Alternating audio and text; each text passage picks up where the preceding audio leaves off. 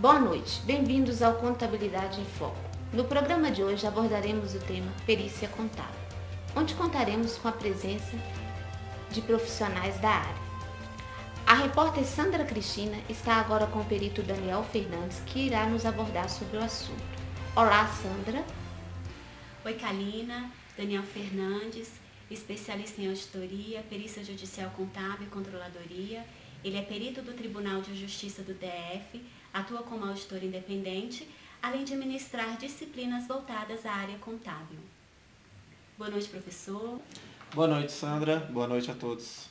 Então, Daniel, o que vem a ser perícia e qual que é a função do perito contador?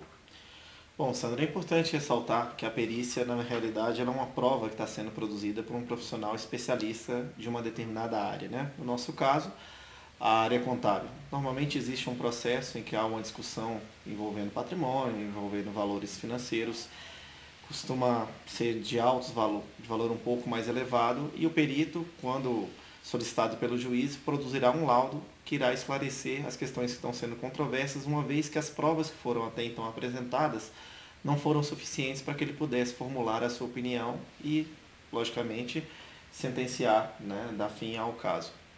E quais são os critérios utilizados pelo juiz na hora de nomear um perito contador? E qual que é o papel também de um assistente técnico no processo? Certo. Os critérios que são utilizados pelos juízes são os mais diversos possíveis, né? Vão desde nomear os peritos de sua confiança até realmente escolher os peritos que teriam uma maior expertise sobre o assunto. Então, quando falamos sobre perícia contábil, nós temos cálculos financeiros, nós temos apuração de haveres, nós temos liquidação de patrimônio, e aí, conforme a necessidade do juiz e a disponibilidade dos seus peritos, ele acaba fazendo a sua escolha. Claro que depende um pouco também do nível de trabalho, né? Todo juiz costuma ter uma certa quantidade de peritos, um certo banco, digamos assim, de peritos que ele confia, né? E procura trabalhar como aqueles peritos de sua confiança. A partir da não disponibilidade desses peritos, ele pode utilizar alguns critérios como o maior conhecimento, o nível de especialização um pouco maior, ou até mesmo trazendo oportunidades a novos valores, né? Jovens talentos que estão ingressando nesse mercado.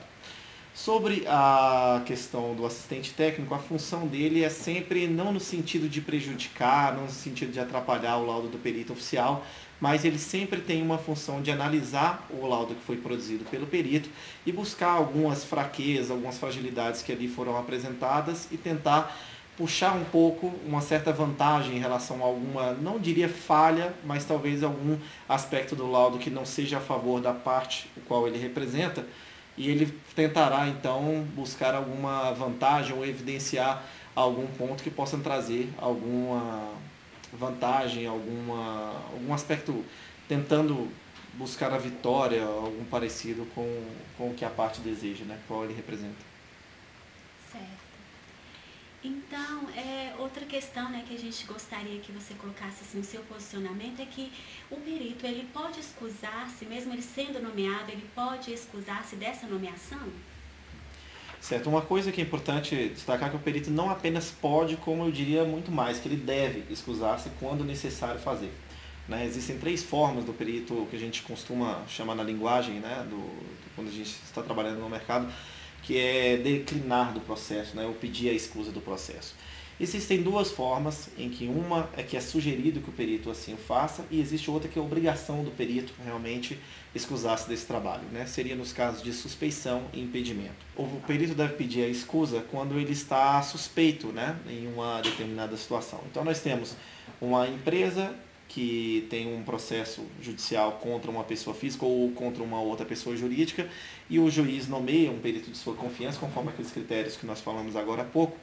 E esse perito, uma vez nomeado, vai ler os autos do processo, verificar quais são as partes que estão ali envolvidas. Digamos uma situação muito peculiar que acontece, que é quando esse perito se depara com a seguinte situação: olha, eu vejo as 2 partes e eu observo que aquela empresa que é parte desse processo, né, um dos interessados nesse processo, eu sou funcionário dessa empresa, ou eu sou proprietário, ou eu tenho o proprietário é o meu pai, o meu irmão, um amigo.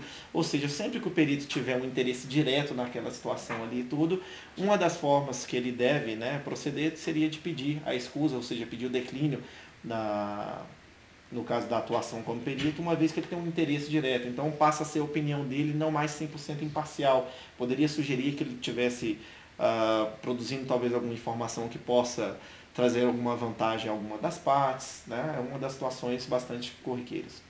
Uma outra situação ainda que ocorre, que aí no caso é a obrigatoriedade do perito, é quando sim, aí nesse caso ele tem um interesse completamente direto àquela causa, né? Como por exemplo, se o irmão ou um parente realmente for o proprietário ou estiver envolvido diretamente naquele processo, e aí no caso ele tem um interesse, ele está trabalhando como um assistente, digamos, né? Foi indicado, está trabalhando como um assistente de uma dessas partes. Obviamente, numa situação como essa, ele tem um interesse direto nos valores que serão ali apurados, né, no resultado dessa questão. Então, sendo assim, dessa forma, ele deve pedir também a não nomeação, né, ou declinar a nomeação, uma vez que ele tem um interesse direto, então, no caso, ele está impedido de atuar.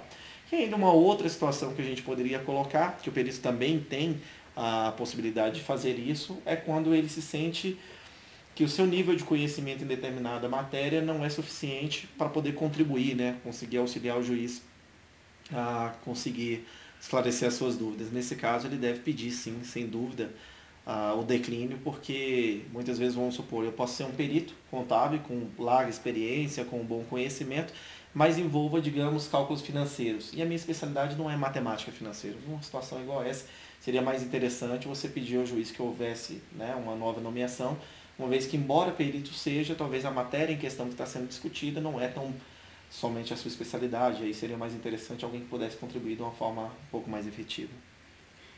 Obrigada, Daniel, pela sua presença, pela sua colaboração e pela sua disponibilidade em estar conosco. Boa noite. Obrigado, Sandra. Boa noite.